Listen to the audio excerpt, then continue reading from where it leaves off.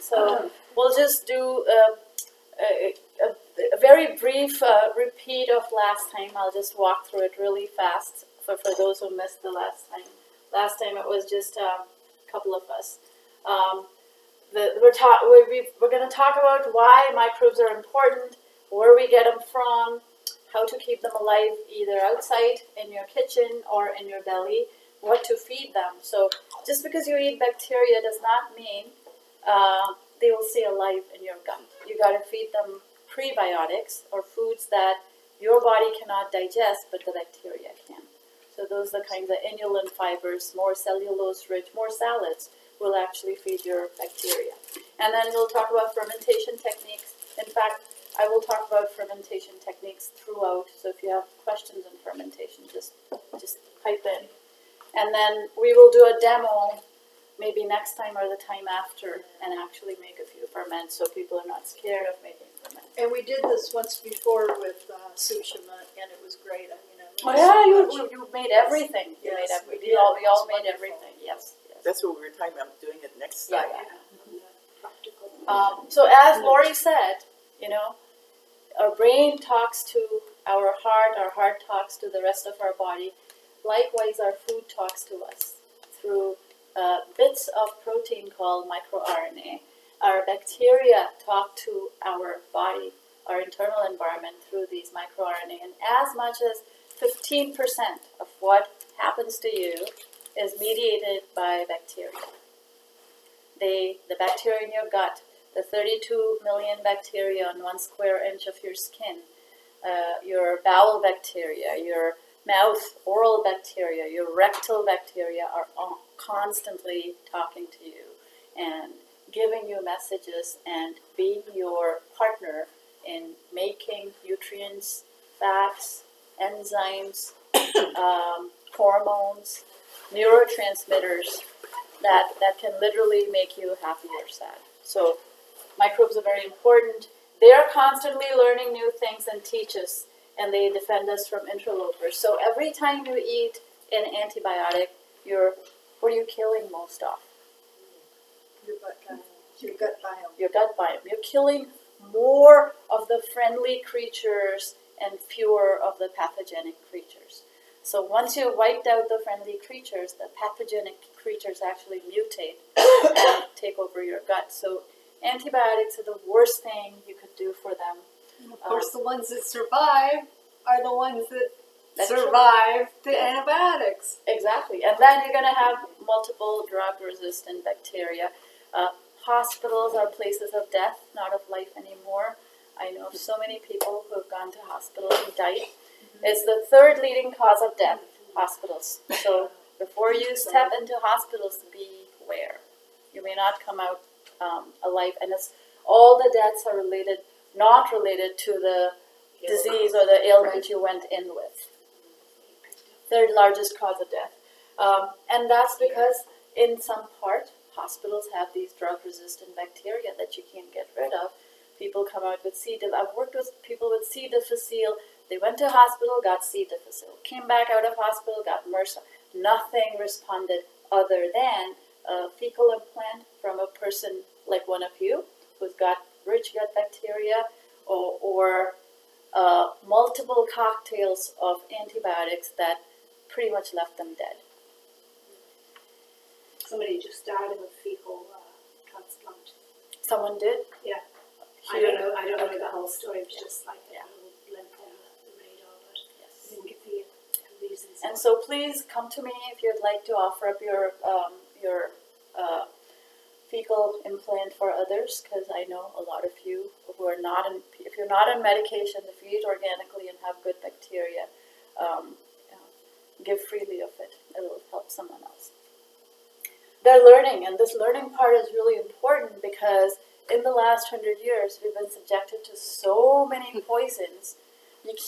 Our body cannot adapt to these poisons. But guess who does? The bacteria. Yeah, because they reproduce every couple of days, every couple of hours, and they're able to mutate to meet that challenge. And if they're in your gut, they'll eat up your mercury, they'll eat up your aluminum, they'll eat up your Roundup. There's bacteria Poor guys. but yeah, that metabolize What was Roundup. that? Yeah. I said, poor guys. Yeah. Aeruginosa. Aeruginosa is a bacterium species that's found in hospitals, and they found that it eats Roundup. And that's why it's there. So it's not your enemy, it's actually your friend. It's actually your friend. And then communication. Bacteria, very sophisticated communicators. You go from yay amount of bacteria to yay big amounts of bacteria, larger amounts, and their method of communication changes. And it's like quorum sensing. It's like one of you goes out into the world and says, oh, ferments are good, and you'll be laughed out of there by a host of people around. But if there's 20 of you saying the same thing, that's quorum sensing. That means your voice increases in size and scope, and that's how communication happens between bacteria as well as their numbers rise, for the good and for the bad. So the bad bacteria, once they increase in number, whereas previously they lived harmlessly in your gut, in your throat, in your sinuses, if there's enough of them, they start doing far badder things, far worse things. They put out toxins that are much more fatal to human beings, which is why eating antibiotics really ruins that balance. And that's what impressed me about you. She came to that class, the fermentation, and my doctor's telling me to eat antibiotics, but I don't want to do it. So there's So that was something. pathological. Yes. Yeah. So there's something that spoke to you that gave you a sense of self-preservation where you thought you should not do And that. part of the thing was the doctor was this big wig. You know, the one I went to see originally, she was some big wig at Stanford or something like that. And at the time, I thought probiotics would do if I had to take them, and she didn't recommend them. So I'm thinking, Yeah. she went down my. Yes. I mean, just for that Yes, reason alone. yes. And she never checked with me or anything, so I just didn't take them. Yeah. Had you taken them, there's so many downstream conditions that are caused, related and unrelated, very toxic. And then they actually tell you what you should eat. Your bacteria will tell you to eat fats and sugars and proteins and vegetables based on the kind of bacteria you have. The Japanese have seaweed-eating bacteria, and so they need seaweed to the insoluble starches or the cellulose in the seaweed to survive and thrive. The Africans eat insects, and they have bacteria that'll eat the exoskeletons of insects. You and I couldn't do that, but you adapt to certain foods, and your bacteria in turn become colonized in your gut, and then they demand it. So if you're a seaweed eater and you don't give your bacteria seaweed, they're going to come after you and say, hey, I'm not getting my food, you're not getting yours. And so So that's why, on the voices.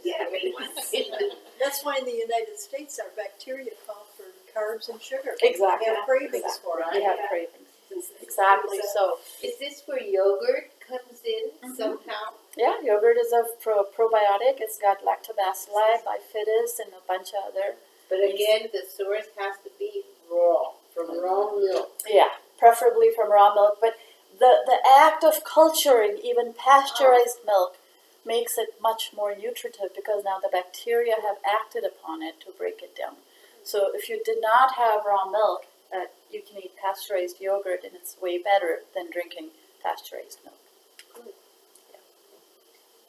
But they will do that. What they have found is women or people who are overweight, if they get fecal implants from people who are very skinny, their food cravings completely change and they lose weight.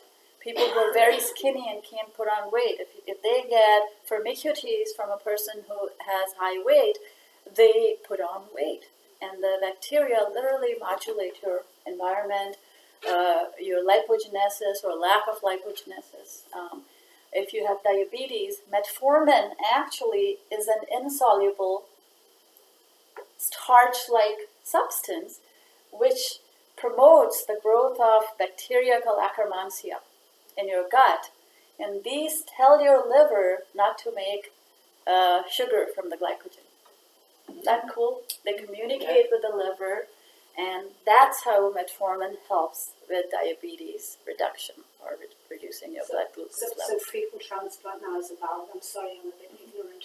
I know that Please. that's a pretty valid It's very valid. treatment these It's days. not used often enough in lieu of drugs. It is one of the safest. Of course, you got to rule out pathogens in the Yeah, donor's yeah. blood, but clean fecal transplants are life-saving. See, difficile, 98% of the time responds to a fecal transplant, but does not respond to drugs. You can just die from it.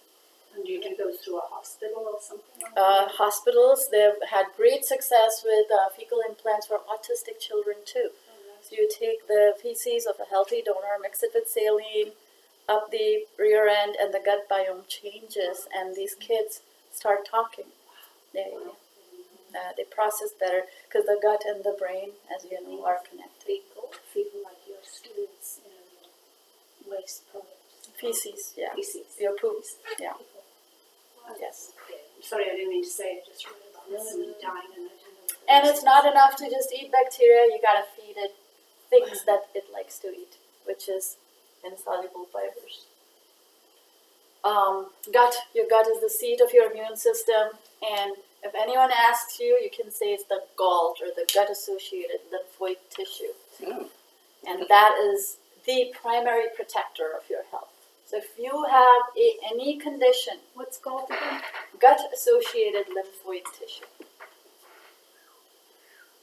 And this is what determines your health. You know what Hippocrates said?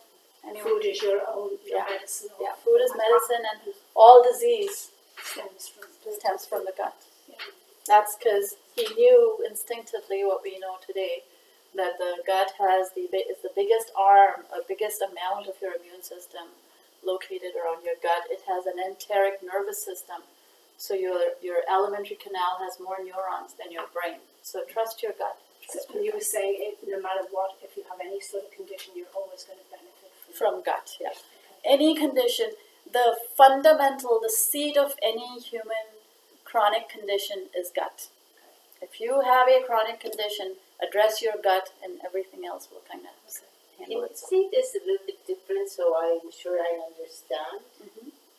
The gut-associated lymphoid tissue? Yes. Okay, so your gut is like a pipe that runs on the inside of your body, and all sorts of outside stuff goes into this pipe. Pathogens, hard materials, soft materials, bacteria, viruses, fungi, right? Because everything else is protected in between, inside your body. And so the gut has a very strong immune system attached with tonsils here, lymph nodes here. As you go down the esophagus, you have a lymphatic system that's just focused on making sure that the bad stuff in your gut doesn't get to the rest of the body. That's where it understands and processes your food, the bad bugs, the poisons, and deals with them, the lymphoid system here.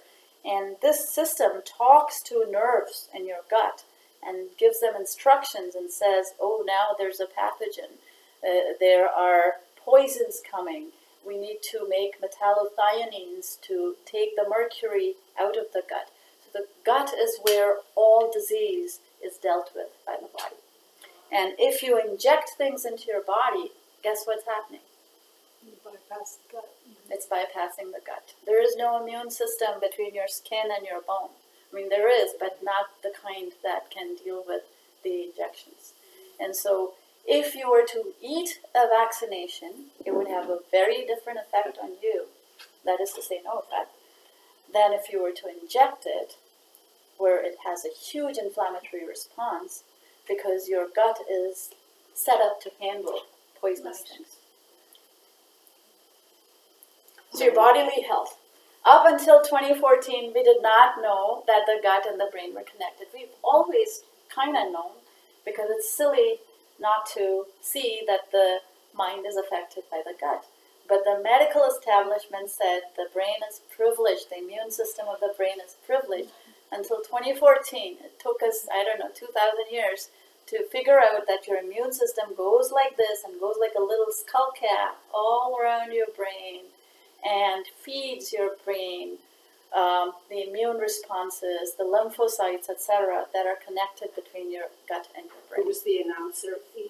Kipnis and team did this research and discovered that the lymphatic system in the brain is not privileged. So people thought what you did in the gut did not affect your brain. And people who had plain common sense said, just drink a glass of beer and see what happens, you know? Or when you get food poisoning, Yeah, what happens? you get dizzy. Yeah, You feel nauseous, you feel dizzy. It's like Yeah. And so, hence, the autism gut-mind connection was rejected. So, what they said was, if you have, from the measles vaccine, if you have a viral infection in your gut, it has nothing to do with your brain. And so, children who become autistic after the MMR, really, it has nothing to do with the vaccine because the vaccine affects the gut, not the brain. Well, guess what? They found the measles vaccine in the brain, and that causes encephalopathy, swelling of the brain, because it's all connected. It goes in Trojan horses in the macrophages. The aluminum from the vaccine goes through your lymphatic system in the macrophages, lays itself down in your brain, and children are having Alzheimer's and MS-like symptoms now, whereas previously it happened at a much later time in life. So, but that's the importance of your gut, which is to say, eat 4 ferments a day. So, it might seem like, it's pointless, you don't see an immediate effect, but remember that the people who survive and thrive long term are the people who eat bacteria. do you consider bone broth a ferment? No, it's boiled. And it's like this. If you have a natural garden, with every passing year, you do less and less and less work because the garden kind of handles itself. It balances itself out. One eats another bug. One bug eats another bug. One plant is planted near a plant that takes care of the pests and so on. So the key here is time. Make sure that the gut ecology takes years and decades to develop. And we do these colonics and antibiotics and this and that, and we just rip our gut bacteria out. There's a 1/4-inch layer of mucus in your lower bowels that protects your intestines from damage. Your intestinal epithelium is 1 cell layer thick, and the gut bacteria lay mucosa, which is the slime, which is critical to your very survival. And if you wipe that out with antibiotics, you are letting the stuff from the food get into your blood. And the second you do that, you're going to have inflammatory allergic responses. Is that like leaky gut? Hmm? Is that like leaky That's a gut? leaky gut. That's a leaky gut. And every person who has chronic disease has a leaky gut. And the key is ferments, and the key is fats. 2 things. So what you want to do is be friends. Pat your belly sometimes, stroke it and say, I'm working with you guys to give me vitamins. They make vitamins on demand. They make B12 on demand. So you don't need to eat supplements and vitamins if you are eating these lowly gut bacteria. And if we take care of them, they'll take care of us. You will find that people who take huge courses of antibiotics get depressed. They get psychotic. Many times they get suicidal. Guess why? No gut. No gut bacteria, and your gut bacteria make your neurotransmitters, your dopamine, your serotonin. So 90% of your serotonin is made in your gut with the aid of gut bacteria. And if you're an unhappy person, if you're depressed, the key is to eat regular ferments. Make all the difference. Talking about mood changes, I was once advised to have, and this is maybe not very good, the pills, the ashwagandha. Ashwagandha is a herb, yeah. It's great. Ashwagandha is a herb, but I take that as a pill because I don't know about the herb. You can get the actual herb. All the herbs you can actually buy them. Ashwagandha instead of the pills. It's like the, Yeah. yeah, it's calming. Very tonic, very calming. So in that case, you would buy the dried herb in Yeah, bulk. go to Gathering Time. Yeah, they they have have all all the sorts of herbs. herbs. Slippery elm is great for digestive troubles, marshmallow root. And you can find herbs all around you. In our house around us, we have sheep sorrel, which is the anti-cancer herb that Renee Case used in her cancer treatments. Just go out and yank it out. It grows like a weed, neglected, and it's delicious. Sheep sorrel. It's got those little ears. I have a video on that, how to identify sheep sorrel. Watch that. Yeah. And who was the person who cured themselves from cancer? Renee Case used to administer this herb, of which, a herbal formula of which sheep sorrel was the main ingredient.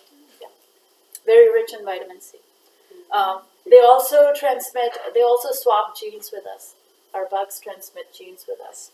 So that the things that we don't have and cannot obtain in a lifetime, they're constantly making fresh adaptations to our environment. So we got to make a pact with them. We don't harm them, and in return, they will be our helpers. Okay, everybody knows. Don't look at this. How many gut bacteria do you have compared to human cells? 9 to 1. There you go. Yes, and 99% of your genome, 90% of your DNA, your cells are non-you. So you're really not you. We are our microbes. Well, it's probably higher than that because the DNA, even all the DNA in our cells, is not our DNA. Yes. The mitochondria has It's different not ours. DNA inside Exactly. each and every one of our cells. Exactly. Too technical here. There's a She's right. Yeah. So if you have a cell, Yeah. inside the cell you have different little bits and pieces. One of those is what's often called the powerhouse, the mitochondria. It actually has different DNA. Oh, okay. Yeah. So part of our cell, each and every one of our cells actually has different DNA than our DNA from our parents. Oh, okay. Oh, thank you. Yes. And evolution has So it it's that it's probably 99.99% of the DNA. actually 99% that's true of the DNA is foreign, not our own. Yeah. And the mitochondrion evolutionarily they thought was a bacterium that we incorporated because it makes energy, 36 times more efficiently, 20 times at least more efficiently than we did through fermentation. So anyhow, it's very important to nourish and nurture these guys.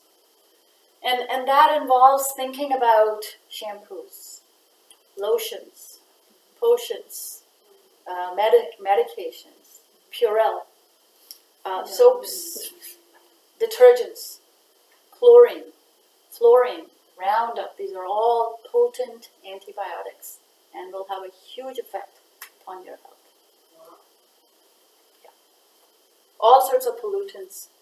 These are fragile creatures that need to be nurtured. All right. This goes over well because people understand the concept of library and what the microbial symbiosis is a genetic augmentation, which is the genes that you don't possess to deal with your daily life, you get from your microbes. And so your body just chooses a book and says, oh, today I'm getting poisoned with aluminum. I will get this bacterium. I've got herbicide in me. I will have more aeruginosa. So there's actual evidence of gene augmentation where we bypass the DNA. The bacteria generate something called microRNA, which are 8 to 15 amino acid nucleotides. And these are the smaller bits of RNA that go into our cells, talk to our RNA, mess with our RNA, and express proteins that are very, very different than what our DNA is able to make.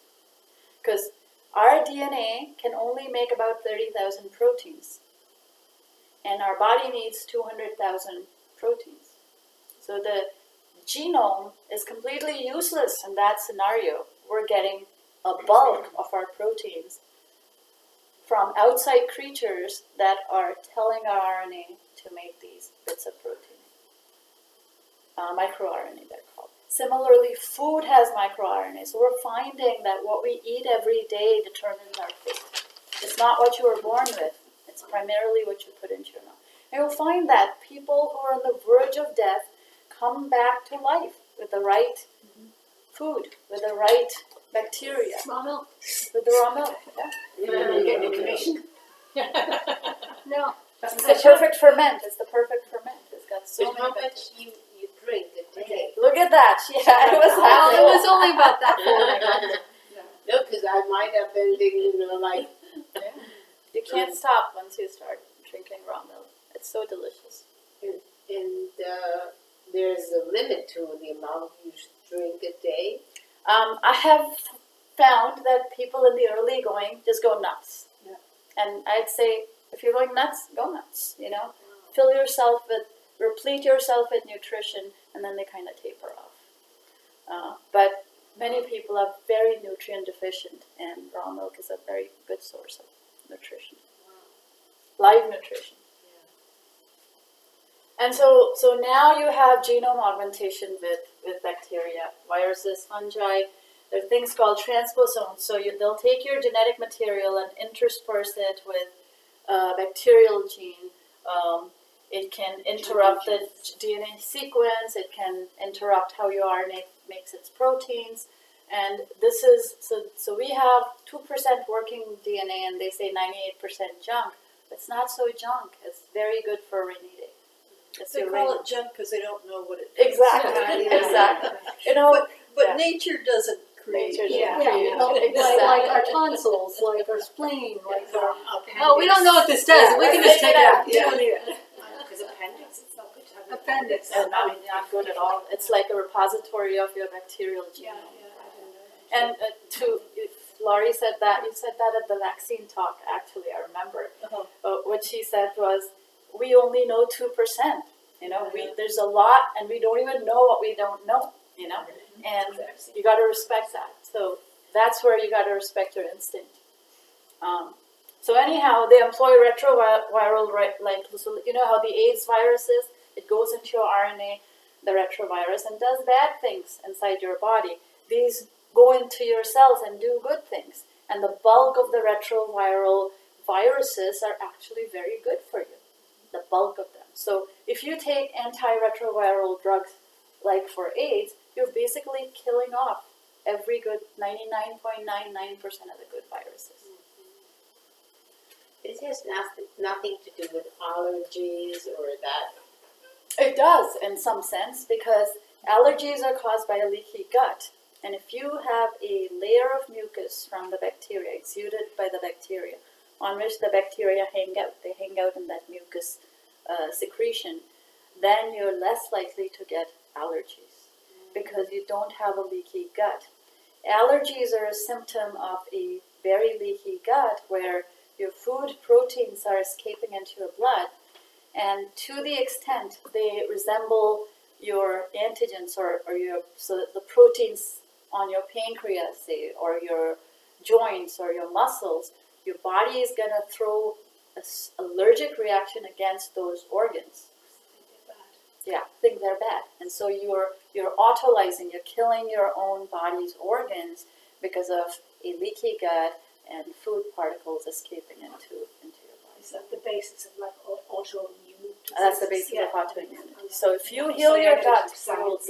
you'll heal autoimmunity. And therefore, things like gluten, which are benign in a gut that can digest gluten, when they get into your bloodstream, it makes these things called snippets of protein called glutamorphines, which make an autistic child stoned. So these children are staggering around like drunken sailors, not their fault, and they're addicted to the gluten because it makes them stoned. And it's going straight to their brain because it crosses your blood-brain barrier. We know now that the brain is not privileged, and the second you take gluten out of their diet, they start walking and talking and behaving normally. But it's almost an opioid addiction. Similarly, carb addiction is an addiction caused by a leaky gut. Are they using any of these techniques? Oh, yes. Autism is so widespread. Yeah, but you got to acknowledge that it is a disease of the gut and the mind, and the causes. Once you do that, Shocking yeah, how many kids have And the challenge is for parents to find the doctor who will actually who will do that. Yes. Who even knows about it? Who even Yeah. is I mean, I know somebody who works with autistic kids, But most treatments for autism are not biomedical, they're mental. They take them to shrinks, they take them to therapists for behavioral therapy, and they completely neglect the gut or nutrition. Yeah. But they're finding out there's a lot more information. And they're punishing the child for behaving badly when it's Exactly. when Making it's it something stand in a corner. Yeah. the diet is Food causing. oil could help. Yeah. I mean, I know kids, you feed them gluten or casein, and they start banging their heads on walls. You know, it's that important to look at a kid's, an autistic child's diet. The gut is very compromised, very compromised. And they really benefit from fecal transplants. They really benefit. Yeah. Go. Okay, like it anywhere. Okay, on the other side. Okay. So we have two prominent families of bacteria here. Oh, thank you. She offered it. I said no, thank you. There are about 70 bacterial divisions in this, in the phylogeny of bacteria. But guess what? We have only two. And our body makes certain that we have primarily the Bacteroidetes and Firmicutes, two types of bacterial divisions. And they make over 95% of the total community. So Total community in our gut, yeah. The point is that our body is very discriminating. Out of all these bacteria, our body knows how to grab the ones that are good for it. And there are some actinobacteria, 5%, and proteobacteria. And so this suggests that under normal conditions, the human microbiome is very, very selective. And when this gut is in dysbiosis, meaning if this balance goes away, terrible things happen. But the body is always trying to balance towards primarily these two divisions of bacteria and secondarily these two. For things that it knows best.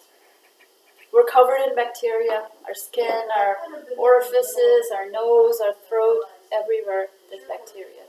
So you're not brushing your teeth to get rid of bacteria because your oral bacteria are good for you. It's very hard to convince people because we have spent a lifetime picking our teeth and flossing them and doing this, that, and the other, but our bacteria make lipases and proteases and amylases that help us begin the process of digestion. Our bacteria protect us from cavitation, the right bacteria. And the bacterial colonies in your mouth are determined by the food you eat. So if you eat carbs, you're going to have Streptococcus mutans. You're going to have bacteria that make cavities in your mouth. If you eat more fats for your energy and fewer carbs, you will practically never need to brush your teeth. You will not collect scum on your teeth. You'll have very different types of bacteria. You won't get dental cavities. So dental health is not determined by what you do in your mouth, but what you eat. Yeah. I've always thought about primitive people. I said, I don't think they take care of They never brush their teeth or floss their teeth. They have beautiful rice, they just leave off the sugar. Yeah. And just no wheat, no sugars, no. This is your gut. Everybody knows about the gut. I'm going to skip over the gut. But the main thing to remember is most of your bacteria, 3 to 5 pounds, are located in your large intestine, your colon. And this is your appendix. So if you ever took a dose of antibiotics, this is where all the bacteria go and hide. And then, when you repopulate your gut, if you don't have an appendix, you're in trouble. Because now you don't have the old prints of the bacteria that you lost. So people who have had surgery of this sort have a hard time.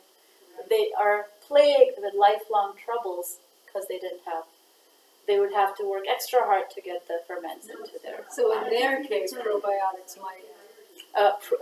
fermented foods, not probiotics. In their case, probiotics are even deadlier because they will suppress every other kind of bacterium but the 3 strains of the probiotic.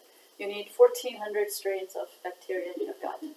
And we Do just want to. is there any like natural way? I mean, my husband had his appendix out because it flared up. This, I mean, it was just Sauerkraut and I yogurt. mean, when he was a kid or something like that, and I think that's a problem. That's a huge problem. Yeah. Sauerkraut and yogurt, if he'll eat those. Yeah. Or kefir or whatever he'll eat by way of ferment. We have different types of bacteria in different parts of our body. So we have Firmicutes here. We have about half and half Bacteroidetes and Firmicutes. It's funny, a python, when it eats a lot, the pig and the python that's sitting there going, digesting its food, it has a very different set of bacteria, which is the Firmicutes in its body. And when it's hungry and when it's famished, it has a very different set of bacteria. So your food determines what bacteria you have.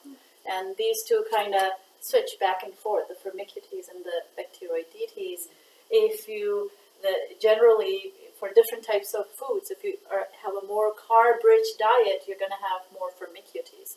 If you have a lower carb diet, you're going to have more Bacteroidetes. So your food literally determines what sort of gut bugs you have. And if you knew enough about your gut bugs, you could be the conductor of your orchestra and eat the foods that gave you what you wanted, knowing that you understand only 2%. I'm amazed you remember me saying that. Oh yeah, it's the most important thing because we're so arrogant. We're so arrogant because we know a little bit about something, we extrapolate it to everything. That's right. Well, the main point I wanted to make with that doctor is that, the number of vaccines they're giving children, and none of this has been tested over time or anything. They don't know the answer. You don't know. It's outrageous,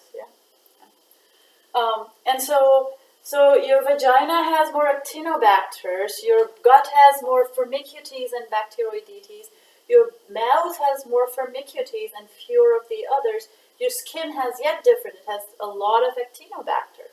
And so these are the bacteria that help you make vitamin D from cholesterol sulfate that's on your skin. These are the bacteria that make digestive enzymes. So each of these sets of bacteria are self-selected to do very specific tasks. And your body is the mastermind of it all. So they're all good, they're not bad. Bacteria are very good creatures. And we have created this fear and phobia of bacteria with our soaps and Purells and alcohol swabs and all that. And we've created an epidemic of disease as a result. So welcome them. What do you use mainly? If you want to share, somebody wants to share, what type of products you use mainly? I do not use any products I cannot eat. Okay. Well, any product you would eat. Yes. Yeah. So you can wash your body with yogurt, with eggs, with oatmeal, with a salt scrub, Coconut oil? coconut oil, yeah. Vinegar. I have not ever, probably in my life, as a child I may have used soap a couple of times, but I don't use anything. What do you use on your hair? I try not to use shampoo, but I have to use some conditioner or an egg. Otherwise, I can't get the comb in my hair. But yeah. Rosemary You don't use helps. shampoo. Rosemary helps? Rosemary helps get up tangles. Really? Okay, I do too. And I don't get one. And if I had short hair, I'd do nothing. I'd just wash it. But what do you wash it with? Water. Just water. Yeah. You scrub it really hard, put an egg in it, or vinegar, last rinse vinegar, it'll leave your hair shiny. And your hair doesn't need the kind of shampooing that, you're not laboring away in a coal mine, You're just living in a marine, Makeup's really hard Olive oil. too, isn't it? Olive oil, you could coconut oil. Yeah. And makeup is very toxic. It's a $1 million I have now worked with several very young women, girls from their teens to their 20s, who use a lot of makeup and who have acid reflux. Don't ask me why the two are connected, but you get them off the makeup, you get them off the proton pump inhibitors, and they get beautiful skins, and their digestion they become less morbid, their moods improve. It's tremendous. So the makeup has a lot of bad stuff in it, and most youngsters cannot afford, good. And it's all made overseas. And also when you're young, you don't need makeup, that's the irony. And exactly, that's the irony. The point that you do the facelift and Yeah, exactly. And that's what I think you're so beautiful under all that makeup, you know? Yeah. False eyelashes on Yes, to here. yes. And what about sun protectors? Sunscreens are one of the biggest causes of cancer. We're spraying them wildly on our children as if there was no So we're other breathing it, tomorrow. They're spraying breathing it. inside of our lungs too. Just They for have the makeup. nanoparticles that can easily travel through your skin, deep inside your organs. Zinc and titanium nanoparticles. They are extremely carcinogenic, and they almost tie the Connecticut skin tumor registry. Complete 100% correlation between sunscreen sales and tumor incidence of skin tumors. I used to use olive oil as my sunscreen. Oh, how wonderful! Nicely basted in the sun. Well, I mean, we just keep us. That's what you did. Yeah. I had a rash all over my body, and I went to urgent care, and they wanted to give me a steroid. And I got hold of Dr. Cowan, and he gave me vitamin C and glutathione. So it was toxins, and he had my immune system Yeah. heal Yeah. myself, instead of having to take all that stuff. I mean, we don't realize how the amount of toxins that we're Yes. exposed to has increased exponentially. Yes. Yeah. Yes. Lori, Very who's true. Dr. Cowan? Oh, he's my doctor. He's Sushima's doctor. He's in the city. He's incredible. He's amazing. Let Sushima tell you about it. Okay. He's awesome. Yeah. Go meet him. Well worth Dr. it. Cowan? He's the doctor who'll never treat you. He's the doctor you never need to see. Wow. COWAN. What, Thomas COWAN. C-O-W-A-N, first name Thomas. Okay. He gives me herbs instead of medicines. Vitamin D and glutathione, Lori. See. Yeah, vitamin C and glutathione. It was Vitamin the C. it was the liposomal C, because you can take a larger amount of Yes. that Yeah. It's assimilated. than just I taking don't know the what pills. And I keep those both on hand in my You refrigerator. never know. Yeah. If I feel like I'm starting to have a problem with anything, I just take them. Great idea. The other thing is Wi-Fi. A lot of people I'm finding, those Apple phones, Apple watches, they get rashes, the Fitbit, skin rashes, and the solution to that is to get it out of your house. Crazy. Unplug your I routers. didn't realise it was the watch, and somebody was talking to me, and the watch was talking to me. Yeah. You thought they were soupy, yes. So Helicobacter pylori in your belly, in your stomach, it's a good thing. It's when the balance goes away that it becomes bad. And actually, when you treat them with ulcers, you're more likely to get esophageal cancer. So you treat one thing with antibiotics and you cause another problem elsewhere. So bacteria are present in your stomach, your intestine, in your esophagus, and in your gut, but smaller amounts in the stomach. But they're very much present. They're present in the placenta, they're present in the baby. They're finding mitochondrial bacterial DNA in the it crosses the placental barrier as well. So what a pregnant mom eats or doesn't eat is very important. So always act in favor of bacteria. If you have a choice, don't eat antibiotics, eat glutathione and vitamin C, eat ferments. Quorum sensing, we talked about, know what quorum sensing is. When bacteria get together, they signal to each other and their behavior changes, either for the better or for the worse. And you find that with enough good bacteria in you, all of a sudden there's wellness inside you.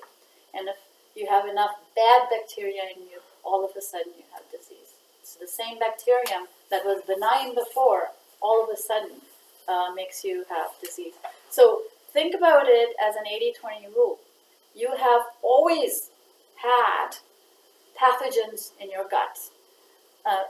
Things that cause amoebiasis, dysentery, cholera, the worst of the bacteria, fungi, and viruses, but they're kept in check and balanced by the friendly bacteria. So our job, is to foster the friendly bacteria to keep the pathogens at bay. And the pathogens serve a very important role, which is to keep your immune system on its toes. That's very important, because you have a fighting chance against disease. So they're very necessary part of the ecosystem. But quorum sensing is when there's a concerted modulation or gene expression throughout a population when it rises in certain numbers. It's a very important concept. Destroyed by antibiotics. Lots of different yeasts and bacteria and kefir. So think of the ferments as sacred foods and give them the credence and importance that they deserve. It seems kind of dull and boring to have a spoonful of sauerkraut or whatever every day, but it's having a huge effect on you. If you're eating bread, eat sourdough levain, natural bread, breads with natural ferments. M&H has breads that are naturally fermented breads. I think Acme Bakery makes sourdough levain breads, and many wonderful places that make grains that are lacto-fermented. And if you have to eat grains, please eat the lacto-fermented ones because they have amazing array of ferments. And after they're baked, these bugs are still on them, and they get sourer, you notice, as they age. And a sour bread with butter is absolutely wonderful. It also reduces your lower glycemic index. So it has a better effect on diabetics than plain bread, which has no... So when you say sourdough, you're not talking about the grain. It can be rye or oat or whatever? Yes. Okay. It's the culture. It's the bacterial culture. Okay. Yes. Just eat sourdough bread? Yes.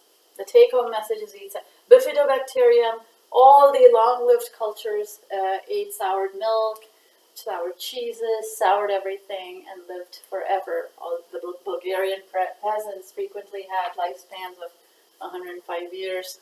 Fights tumors, improves digestive conditions, decreases the permeability, and you know how it does that now. Bowel movements Where do we get that from? from bacteria. And No, this is where do we get the bacteria? from the ferments you eat and from the bacteria colonizing your gut. So it's funny, at different ages, remember that picture with the different types of bacteria on different parts of your body? There's a variation between males and females. There's a variation between your ages. Children have more bifidobacterium, and as you age, you get more of that. In between, you don't. When you're pregnant, your bacterial composition totally changes. So your body changes the bacterial balance with time, with gender, with your condition. I gotta eat some butter.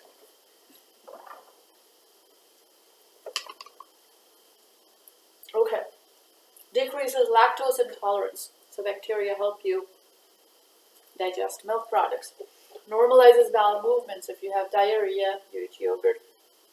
IBS symptoms, acute constipation, acute stuff. So any bowel disease, ferments are very, very good. This is specific research on one type of bacterium, but all friendly bacteria have wonderful and different and good effects.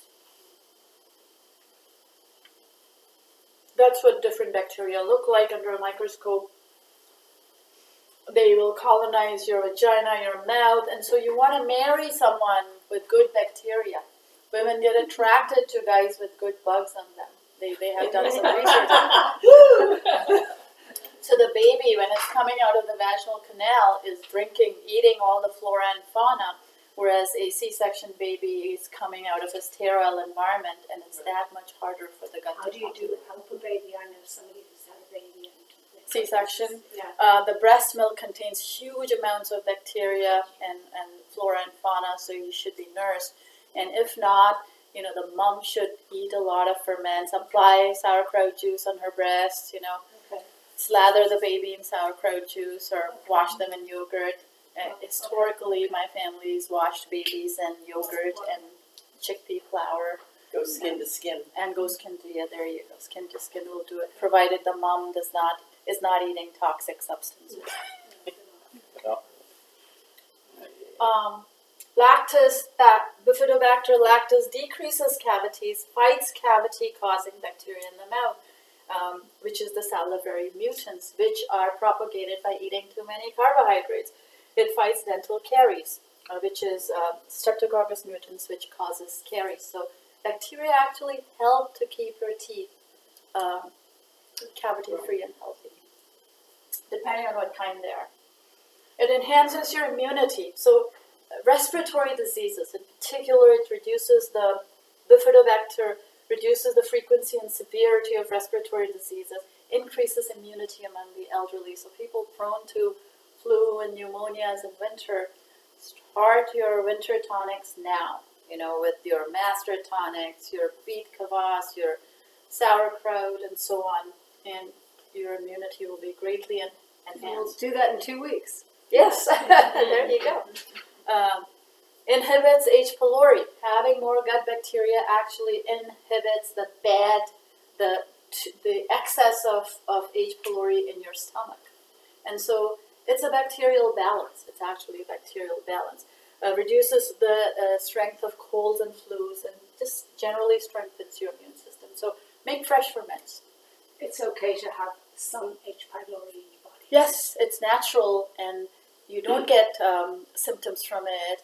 It's only when it's out of balance and when it is too high, the number of H. pylori in your stomach, that you get ulcers. But if you're eating other ferments, they would balance it out. Okay. So the antidote to bacterial infections is other bacteria, not antibiotics, which kill all the bacteria.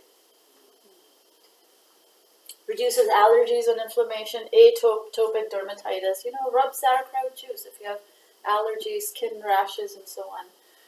It decreases your inflammatory histamine responses and so on. Diabetes management, very critical. Diabetes are a critical part of diabetes management. Bacteria like the Akkermansia communicate with the liver to reduce glucose in your bloodstream. Increases your HDL to cholesterol ratio, decreases triglycerides. So ferments and bacteria do some very, very good things. So they're good for, sorry, what did you just say? Cholesterol? Yes, very good for good cholesterol.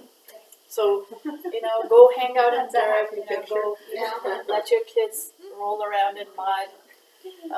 Less likely children of parents, children whose parents cleaned their dirty pacifier by sucking on it instead of boiling it in water were less likely to have eczema than the kids of the sanitation freaks.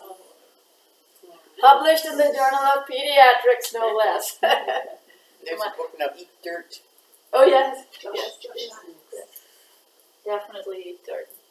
The National Academy of Sciences, children who grow up in homes with dogs have a lower risk of allergies and asthma because it diversifies your microbiome. The dogs they eat poop, they bring in all kinds of microbiota into your house and on your Don't couches. wipe their feet before they come in the house. It's really annoying.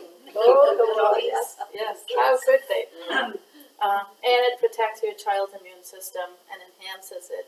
So dog ownership is linked to exposure to house dust, which is exposing us to important strains of bacteria like Lactobacillus and others. You can rent a dog. Rent a dog if you don't have one. And these are things that have damaged our gut bacteria. We're taught to be on the pill from the age of 12 and 13. Every child gets 3 doses of antibiotics. Then you get steroids for anything that ails you. Yeah. Then the girls are put on pills, and the estrogen pills just wipe out your gut bacteria. Then you get vaccinated, which completely wipes them out. You have stress, which causes the gut bacteria the bad pathogens to populate your gut. You have poor diet, processed foods, you're not feeding them the prebiotics they need or eating good probiotics. Infections, disease, bottle feeding. Formula is one of the most toxic things you can give to your child. Not only does it have the wrong sort of fats, it's loaded with aluminum. They're finding most of the formula today is loaded with aluminum. They don't have the mom's immune system. It's too sugary. It doesn't have enough fats, and and soy. Yeah, there's so many feminized boy children from all the soy feeding. And above all, when the child is vaccinated, the bottle-fed child is less protected. So you find that a combination of vaccinated and bottle-fed kids have big heads. Huge heads that are they started life in the normal percentile, and by the time they're on the bottle and vaccinated, their heads balloon up. They're in the 95th percentile for the heads. They have encephalopathies. Their brains are swollen from the stress. Yeah. Can you talk to age on that chart? The what? Age? Yes. As you grow older, and as you have all these prior issues, Oh, but what if you don't have those issues? then you're good. Oh, Then you live to so be age by itself isn't not necessarily. age by itself, but age is a function of disease for the reason that your prior life was spent destroying your gut. But the Bulgarian peasants don't have that problem. Pollution, there's lead in the air. You had a question. I had a question. So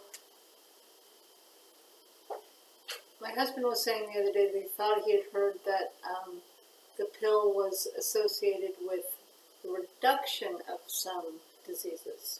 No, the Birth pill. control, you're talking Yes, about the yes. birth control pill. Birth control pill. That is just use that a lot of the pill makers probably, just as they said, the pill reduces breast cancer and heart disease. To the contrary, it increases your chance of cardiovascular death and breast cancer. What The would whole, be a good as well as the source that would concisely just be like, it increases your chances of these? they don't give it. They don't. No, what I'm asking Oh, you, what would what be a a good good source? source. Not them. I know they're not a good Yes, source. yes. What would I can send you lots of links to sources. Yes. And the reason being, you're basically adding estrogen into your body in a very big way, and so the bugs are very responsive to hormones, just as they're responsive to progesterone, and this is synthetic estrogen. The same thing with the HRT, the hormones that women eat post-menopause. They cause mortality to increase, and you find those women dying at the same rate as the men as soon as they start on hormone therapy, supposedly to keep them young. And so take all these wonder drugs with a pinch of sea salt. Radiation will destroy your gut bacteria. Alcohol will destroy your gut bacteria.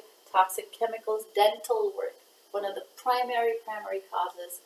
Mercury, every time, if you have mercury in your mouth, every time you bite down, 20 to 50 micrograms of the most poisonous molecule, atom on Earth, are going down the chute.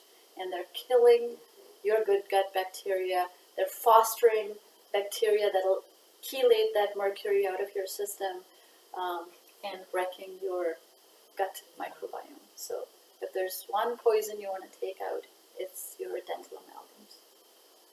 And no alcohol, Alcohol will destroy. not even like a glass. Once in a while it's Yeah. okay, but loads of alcohol will destroy your gut. Most of the alcohol, most of the wine in California now is totally contaminated. Oh yeah, never drink California wines that are loaded with You can get glyphosate. some organic ones at Trader Joe's. I had one the other day. It was really delicious.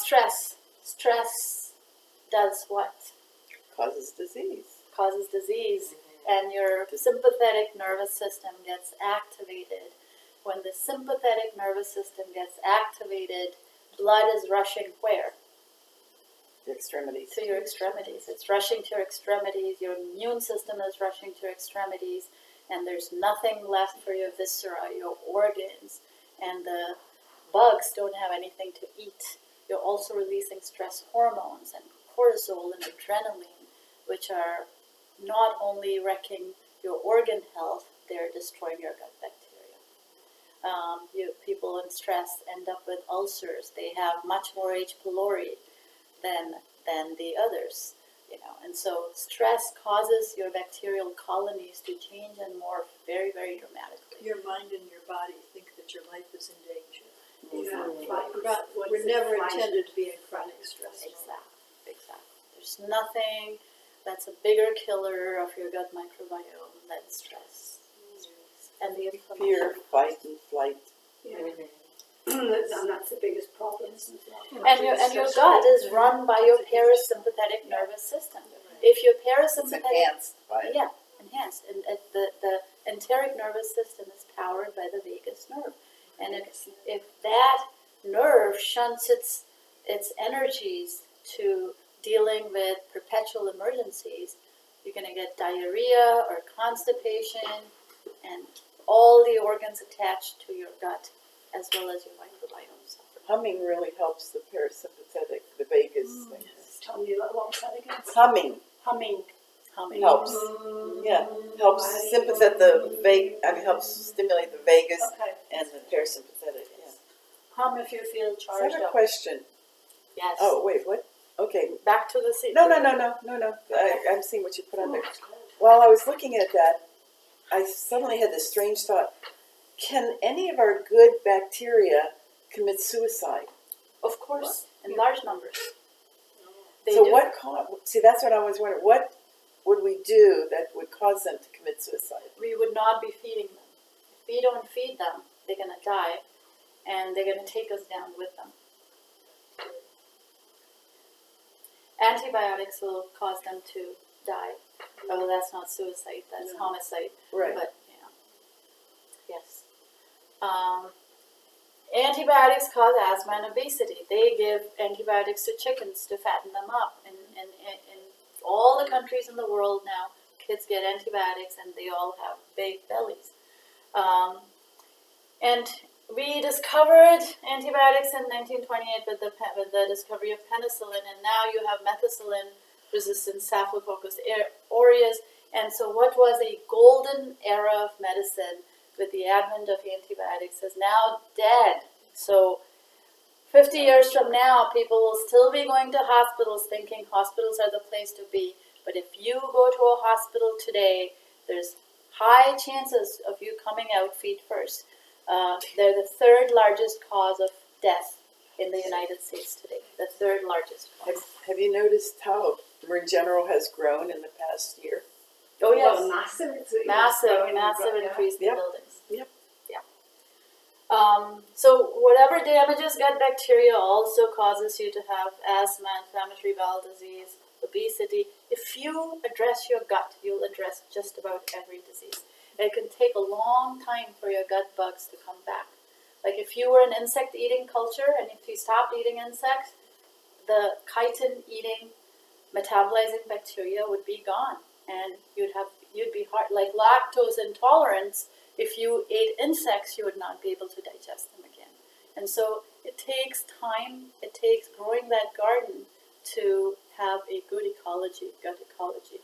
Can you get tested for gut ecology to make sure that you've got the Of same course, amount? there's massive and beautiful tests you can do these days for all the strains of bacteria. Yeah, the DNA analysis is very possible. There are about 1,400 species in the gut. Most of them are wiped out by a course of antibiotics. A lot of people are lucky if they have 1,500 species, but we are aspiring. The Health and Nutrition Club is aspiring to 1,400 plus. So eat those rotted foods. Raw rotted foods will not kill you. They will actually enhance your gut biome. Increased use of mouthwashes, aspirins. How many people are told after the age of 50 to eat a baby aspirin every day? Been told that. It kills your gut bacteria. It not just causes you to bleed, it's not just toxic to your liver, it kills your biome. And if your biome is dead, you're dead. Mouthwashes in your mouth, antacids, painkillers, laxatives, all of these are things that destroy your gut. What about toothpaste? It destroys your gut, destroys your oral bacteria. So, brush your teeth with things you can eat, like coconut oil, baking soda, charcoal, cinnamon powder, clove powder. Just mix them and you'll get the most flavorful, amazing. You can give these to a child because children eat toothpaste, but now they're getting fluoride in their toothpaste instead of cinnamon. And getting all the stuff from the tube itself. From the tube, yeah. the I plastic heard, and the aluminum tube. I heard from, I guess it was Terry Walls, Dr. Terry Walls, that you should not use baking soda for your teeth on a permanent basis. Yes, yes. Because It's you very use it once abrasive. in a while, but Yeah, not right. much. That's right. Yes, it's very abrasive. And listen to your teeth. After you'll find that after a few weeks or months of using baking soda, your teeth feel sensitive. Listen to that and use oil instead. Can you rinse with hydrogen peroxide once in a while? Once in a while you could. Baking soda. Yeah. Baking Can you give us soda. that list in place of toothpaste again? Sure. Now? Yeah. Cinnamon, cloves, So not as woody woody spices, coconut oil, olive oil, charcoal powder, very finely ground coconut charcoal powder, herbs, Ayurvedic herbs, ashwagandha, the root herbs, sheep sorrel. I mean, all of the edibles ground up with different flavors. Lavender, add some lavender oil to it. Makes delicious peppermint, makes just wonderful and delicious toothpaste. Make a toothpaste smoothie. Yes. Lavender. And Bottle it. most times, if you're on a good diet, you will find that you don't need to brush your teeth. Don't even need to brush your teeth every day. Definitely don't floss because you're getting rid of the good bacterial colonies between your teeth. And what does flossing do? One very important and bad thing that flossing does. It could cause bleeding. Yes, yes. And what will the bleeding do? Bring the bacteria into your bloodstream. Yes. Leaky mouth. Yeah. Remember the picture with different types of bacteria in different parts of the body. You will have in your bloodstream bacteria that are not meant to be there. So again, bacteria are bypassing your immune system and going into your bloodstream, all because you flossed. Never go to dentists and let them poke your gums with that sharp, pointy instrument. That causes so much sepsis. It invariably, I find people go to the dentist and feel sick for days afterwards. Those are nodes of infection. Nodes of infection. Your oral bacteria should never land in your bloodstream because they will go to your heart valves. You get endocarditis. You get infections in your joints and all these things. So I find that people who are zealous about going to dentists have heart disease, have joint problems. And that's because the dentists are zealous in their mouth. And you come out bleeding.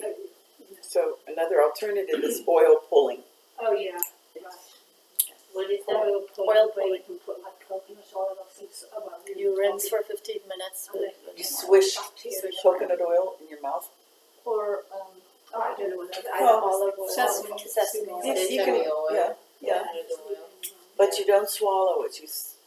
And you don't put it down the drain. You spit it into your garbage so it doesn't clog your drain and it doesn't. Yeah, pay attention. It'll emulsify. if you switch long enough, it'll emulsify and won't affect your brain. Spit Oh, it, really? You spit it But out. I emulsify it. Yeah. And it won't affect the drain Then if it won't it's affect the emulsified. drain because it's now completely Grab all the garbage. or throw it in your compost. like It's good compost. stuff. Yeah, it's good stuff. But all of this is very logical. It's as if we don't want to make the connection that what we put into our mouth is not somehow related to the rest of our body. We put food in our mouth, and we understand that that's, some stuff is edible and not edible, but we don't understand that putting other things in our mouth also is being ingested. Or lips. Or lips. Oh, the chapsticks. Yeah. The fact that All they use all the mercury chapstick for stuff lips and lipstick, That's it's poisonous. not edible, but we're eating it. Somehow It's we think of our mouth as not a part of our body. Yeah. Or skin products, Skin people. products. Yeah. With the skin, my skin got so thin that I caught myself, with the smallest of the scratches. Yes. And I don't know how to rebuild it. Collagen. You need collagen, my dear. So you need lots of bone broth. Lots of bone broth and vitamin C. Gelatin, for example. Gelatin would be too. Collagen. Collagen, gelatin, bone broths. Those nice stringy parts, the parts with connective tissue in them. Fascia. Those are the ones you want to eat. What was the gelatin that you were concerned about? The evaporated, all the gelatins. Make your own broth as much as possible. Don't buy the gelatin and collagen pills and potions, but make your own bone broths. It's simple enough Bone to broths, like you buy from the animal, the bone. Mm-hmm. Like you make a chicken Like you. and take the chicken carcass. When you eat dinner, turkey dinners at your table, grab everybody's bones and throw them in a pot. And you make a Fish, broth. Yeah. The Sunshine makes beautiful fish broths. Okay. You did that. You taught. That was the class I went to when you Yes, the broth. Yes. passed the bones Yeah. around. And do not underestimate the power of the bone broth to heal all these things. If you have bruising, you need a lot of broth and eating meat, raw meat, will really help you. Raw meat, just apply salt and pepper to it, leave it in your fridge for 3-4 days. It's delicious. But you can do that with salmon as well. You can do it with salmon, and it's called lox, and you can make it with lamb and meat and chicken even. Yeah.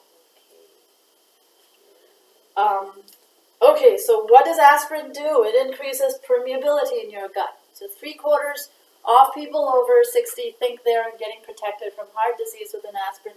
No. It's actually making your gut permeable, which is causing all sorts of allergic responses, and it's you're more likely to get a heart attack from that. There's actually a recent study on that baby aspirin is not good for. Exactly. Yeah. And there's I don't take them. Yeah, Um, but the NIH now has it published that that's, my husband does. That and it he doesn't keeps help getting what they're trying? it does not. It doesn't help with that? no one knows, yes.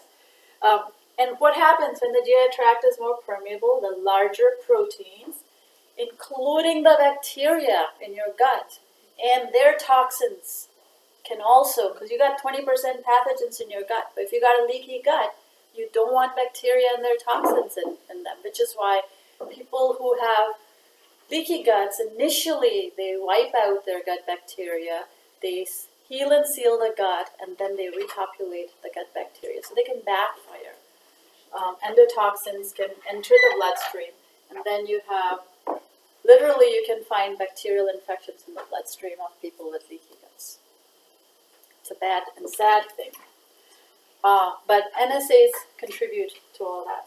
So what are NSAIDs? Non-steroid aspirins. All your So ibuprofens, aspirin is an ibuprofens, NSAID. Tylenols, So paracetamols. painkillers in general are, because I see that around NSAIDs. It's like, if you're taking NSAID, don't do this. It's like, but I don't know what NSAID is. Yeah, and it disrupts your intestinal mucus, which is the mucus made by your bacteria, and you're in deep trouble because your gut microbiome is down. So all of these things, cleansers, soap, shampoos, creams, lotions, chlorinated beverages, fluoridation, pesticides, herbicides, douches, colon cleanses, too many colon cleanses, surgeries, colonoscopy, I hate those colonoscopies, chemotherapy, radiation, diagnostic scans, the PET scans, they're all highly damaging to your gut bacteria. They'll reduce the diversity and the quantity. Vinegar, use vinegar and water to clean countertops. You can use borax for your clothes, and you don't need soaps and shampoos for your skin. It'll be beautiful if you don't use it, as a matter of fact. And what you want to do is create a ferment-friendly home. If you have a home that's Lysoled and Purelled and shampooed, you're gonna get the same environment in your gut. Tell that to my managers. I'd be You have happy too to many bacteria in Yeah, your there's nothing apartment. wrong with cooking, but putting that Lysol in there. Bleeding around her ferments are probably making the neighbors healthy. Yeah, probably killing everybody. But I literally find that as I fermented over the years, I did not need to have a starter ferment for my kombucha or my lactobacillus or my filmio. It would just happen spontaneously because the air is infused with the good feng shui of the friendly bacteria. So you can make your house, and these bacteria deter molds. So you know how people have mold allergies and all that. If you have good bugs in your house, they will make sure that the bad bugs don't enter your house. And so it's hard to describe the goodness you feel when you enter certain homes. And that's what it is. So you should keep your ferments in the bathroom.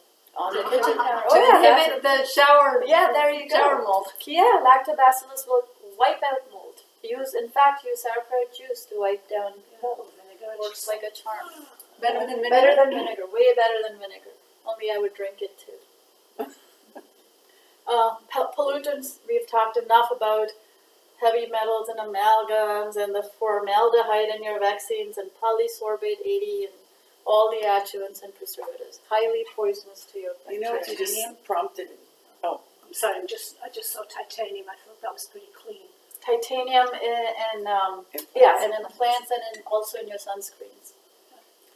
You just prompted me to think, when you said use Sauerkraut juice. sauerkraut juice, you could also use fresh urine, couldn't you? Because Oh, yeah. that would, because it's Not- sterile when it comes out. No, I know it's. I know. I don't mean. and it would probably have it would have a lot of the bacteria, Very the good sterile stuff. and very antibacterial.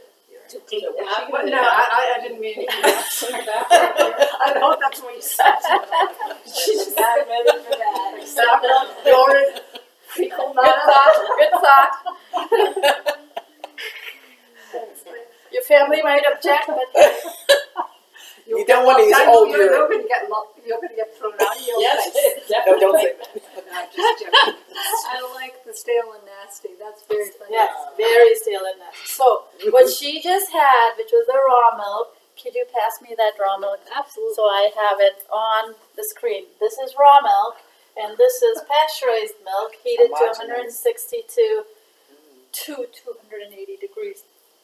Homogenized, even worse. Yeah. It eliminates bacteria, but it doesn't eliminate all bacteria. It keeps some pathogenic bacteria, as a matter of fact. So pasteurization and sterilization and homogenization is the worst thing you could do to your milk. But it extends shelf life. And then they put it in these cartons that are laden with dioxin, which is very carcinogenic, reduces diversity and quantity of your gut bacteria. Raw milk contains bacteria that are very, very beneficial. And if you eat nothing but just milk, you're okay. What about, Yeah. I'm done with it, okay. great. What about almond milk or those I kinds would of? have, if it's processed, I would avoid it. You can make your own so easily, Yeah, You can make and then it's good. that's good. Okay. So, just this, like, if you have raw milk, if you have like a lactose intolerant, it doesn't bother it, right? 80% of the people who are lactose intolerant can tolerate raw Okay, milk, that's good. but start slow. Yeah, Start slow. no, it's not for me, but somebody else. Maybe the A2 instead of A2, preferably Jersey milk. It tends to Okay. be more A2. Yeah. Artificial food coloring, antibacterial, antifungal, and our children are the ones who are eating all these jimmies and cakes and colored and purple icing. Very toxic to gut bacteria. And they're actually created to be antibacterial because they have this is marketed as a positive trait in these food Yeah. colors. They're very toxic, very, very toxic. Trans fats, margarines will kill your gut bacteria. Any altered fats, the bacteria don't like. They like good fats, like good butter. Sugar will kill good gut bacteria. It will promote primarily Firmicutes. It'll promote yeasts. What do yeasts do? Candida. Candida loves sugar. And so if you eat more sugars, you'll have a preponderance of yeast, not bacteria in your gut, primarily sugar-eating yeasts. And See, that has all sorts of bad downstream effects on your health. You find that children with autism have a lot of candida because before their immune systems are properly developed, they got vaccines that were made on substrates of Saccharomyces, the yeast. And so they are not able to make the distinction between self and other. So they think the yeast is them, and it's terribly hard to get rid of their yeast infections. They go through life with yeast infections, they crave sugar, they're addicted to sugar because yeast is their friend. And they have all the downstream effects of there's alcoholic fermentation going on in so their bodies are like distilleries, they're making alcohol in their bodies, getting stoned, and therefore it's very hard to pull them back from those addictions. And that makes behavioral problems. yeah. Plus the fact that they're not getting any good oils. Yeah, exactly. Anti-cholesterol, Lipitor kills good bugs. All the cereals fortified with iron will kill good friendly bacteria and increase pathogenic bacteria like the plague. Yersinia pestis, loves iron. So you should never eat raw iron or iron fortified things or iron supplementation. They're very toxic to human health. but cooking in an iron skillet is. That's okay Cast because and you're cooking food in it, but a little bit will escape, but not in the amounts in which it is in the present in the cereals. Variety of vaccines. We've gone from 1 and 2 vaccines in children to 12 to 15, my era, to about 30 vaccines my children's era to about 80 vaccines now, and now we're talking 150 vaccines. We'll be dead before, if we have that kind of vaccine load, we'll be dead from vaccine poisoning. This trend will continue because the pharmaceuticals have no liability. They have all profit, no liability, and a fat pipeline filled with vaccines for diseases that are completely frivolous, that you don't need, and that don't work. So we're And then finding... also it's like everything else, it changes the next time around, so the vaccines don't work. Exactly. And you have vaccine resistance. In addition, they have toxins in them, and they will kill your microbial flora faster than anything. And so at risk here are our children, armed forces personnel, missionaries, nurses, now school teachers, seniors under the care of assisted living and the full-fledged care facilities, people who work in hospitals, teachers are starting to get pressure, daycare workers. These are all very sick people because they're being force vaccinated. Children today, children that were visiting my daughter, I could tell the difference between a vaxxed and a non. If you hold a vaccinated kid up, their arms and legs flop. They have hypotonia because there's so much aluminum in the vaccines. The aluminum displaces the iron and the red blood cells, the hemoglobin. And what does iron do? What does hemoglobin do? Any guesses? I mean, it fortifies the blood in some way. Yeah, it spares your oxygen around. And if you don't have oxygen, you have low muscle tone, you have floppy muscles. And what is your heart? Your heart's a muscle. So a lot of these babies die of cardiac arrest. They're very floppy, their heads fall down like this. If you hold them up, their arms and legs flop down. And so vaccines are very, very deleterious to the person, but also to our gut microbes. And there's all sorts of stuff in the vaccines that's very deadly. You can read about this yourself. And the sad part is the deaths from the vaccines had gone down 99.9% before the first vaccine came on the scene. So the vaccines didn't save us, sanitation did. Vaccines do kill us, and they do kill our gut microbiota very dramatically. So the key here is to not exchange short-term acute self-limiting diseases for chronic degenerative disease. And what this means is this.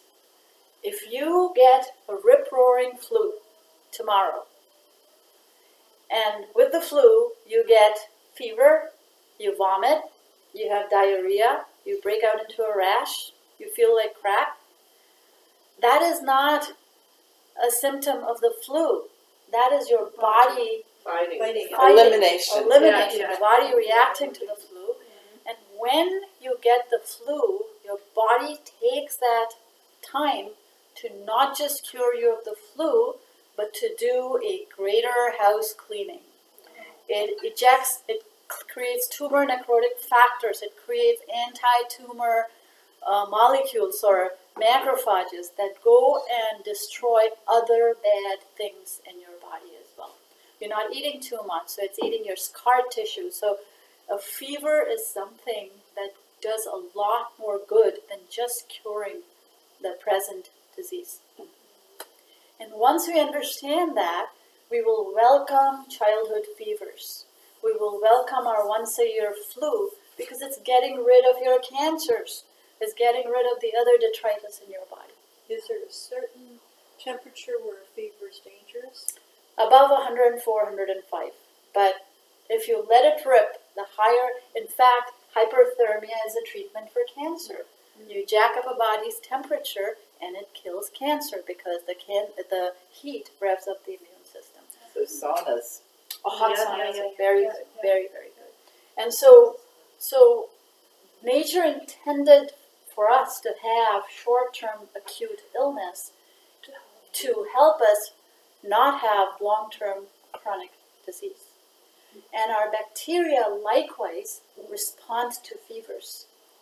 Our bacterial composition changes. If our bacteria is starting to get pathogenic, a rip-roaring fever will bring our bacterial microbiome into balance. It's critical. Isn't there something that many times we'll get something superficially, and when we don't somehow take care of it, that's when it goes underground. deeper. Yes. And that's the law of natural therapy, natural hygiene. Yeah. And weed killers, herbicides, pesticides, etc., really damage our gut. I wanted to talk about Roundup specifically, so maybe we do it next time because it does enormous damage. And the biochemistry of that damage is worth everybody knowing because our children and our grandchildren are suffering. We are too. So going barefoot. And going barefoot is a very Very good thing. important. Yes. So that's it for today.